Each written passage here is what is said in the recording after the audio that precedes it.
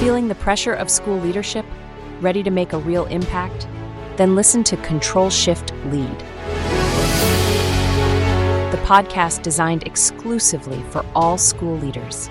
This partnership between AWB Education and Inspired Edification will bring you 3 powerful takeaways in every episode. Something you can control in your work, something that will shift your thinking or practice, and something concrete to help you lead your school or district. Get practical strategies and fresh perspectives to empower your leadership journey. New episodes drop on the 1st of every month. Search for Control Shift Lead on your favorite podcast platform and subscribe today. Welcome to your booster shot from the AWB Education Network. This podcast series is our opportunity to dive even deeper into the topics and skills that will help you lead your school with confidence. Check out information on our partners along with additional resources and services at www.awbeducation.org. Now, here is your booster shot. Welcome back to Your Booster Shot, the podcast for educators on the AWB Adventures Network.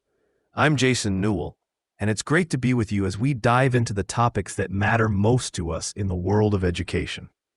You know, as we continue to navigate the landscape of education post-pandemic, 2 significant challenges consistently rise to the surface: learning loss and the ongoing mental health needs of our students and, frankly, of ourselves.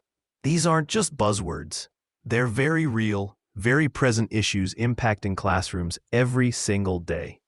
For many educators, it feels like we're simultaneously trying to bridge academic gaps that widened considerably during remote learning, while also providing a crucial emotional safety net for students grappling with anxiety, isolation, and the lingering effects of unprecedented disruption.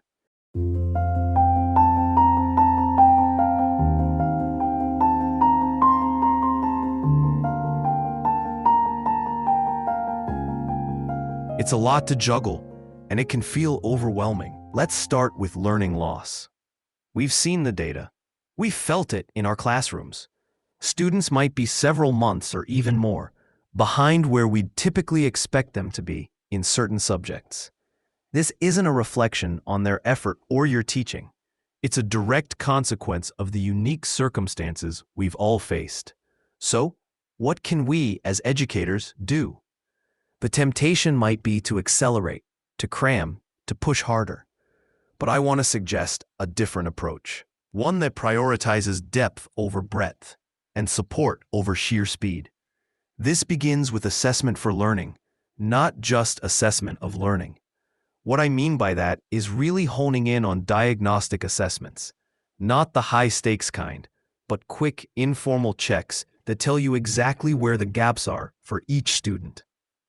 Think about those formative assessments, exit tickets, even just focused questioning. Pinpointing those specific areas of need allows us to tailor our instruction much more effectively.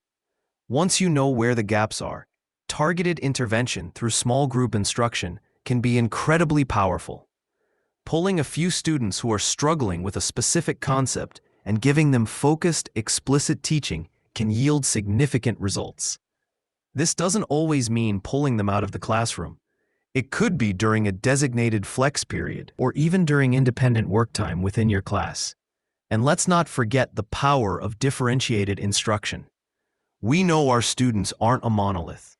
Providing multiple pathways to learn content, offering choices in how they demonstrate understanding, and varying the complexity of tasks can help reach every learner where they are. This might mean providing tiered assignments, offering graphic organizers for some, or extending challenges for others who are ready.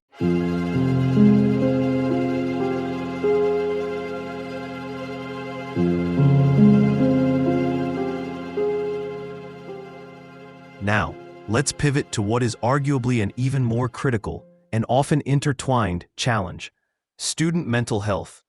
The pandemic exacerbated existing mental health issues and brought new ones to the forefront. We're seeing increased anxiety, depression, social skill deficits, and even trauma responses in our students. And let's be honest, we're seeing it in ourselves too. As educators, We are often on the front lines. We are the adults many of our students spend the most consistent time with outside of their families. This puts us in a unique position to observe, to listen, and to connect. So what are some practical steps we can take in the classroom? First, prioritize social emotional learning, or SEL. This isn't just an add-on, it's foundational. Incorporating activities that build self-awareness, self-management, social awareness, relationship skills, and responsible decision-making can make a profound difference. Simple check-ins at the beginning of the day, explicit lessons on managing emotions, or opportunities for collaborative problem-solving can all contribute. Second, create a safe and predictable environment. For many students, the world still feels a bit unpredictable. Your classroom can be a haven of stability. Clear routines, consistent expectations, and a sense of psychological safety, where students feel comfortable taking risks and making mistakes, are absolutely vital. Third, foster strong relationships. This might sound obvious, but it's worth emphasizing. Taking the time to genuinely connect with your students, to learn about their interests, to acknowledge their struggles, builds trust. When students feel seen and valued, they are more likely to engage academically and to seek help when they need it. A simple, "How are you doing today?" can go a long way. And critically, know your resources. You are not expected to be a therapist, but you can be a bridge. Familiarize yourself with the mental health services available within your school or district. Know who the school counselor is, the school psychologist, the social worker. Understand the referral process. Being able to connect a student or their family with the appropriate professional is one of the most powerful things you can do.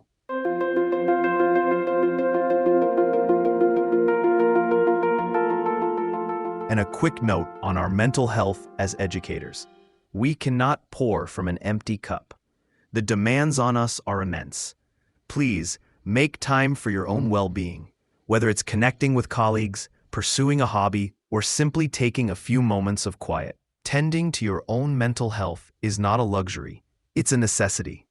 Your students need you to be at your best, and you deserve to be at your best.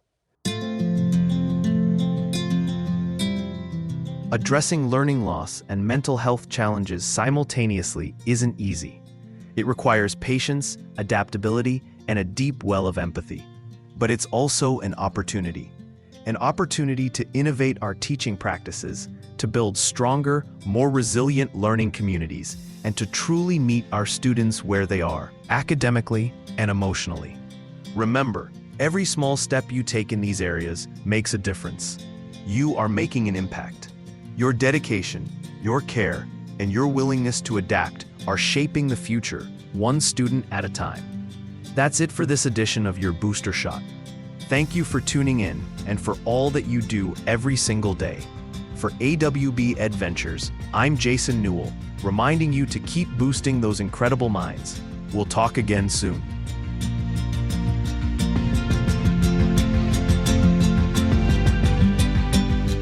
Thank you for listening to this episode of your Booster Shot from AWB Education. Want to join in this mission? We are always looking for partners to help provide what our school leaders need to thrive and survive. Contact us through our webpage at www.awbeducation.org to get connected. Otherwise, remember you are doing the job that only a few are strong enough to do. Thanks for being one of the few. We will talk with you again next time.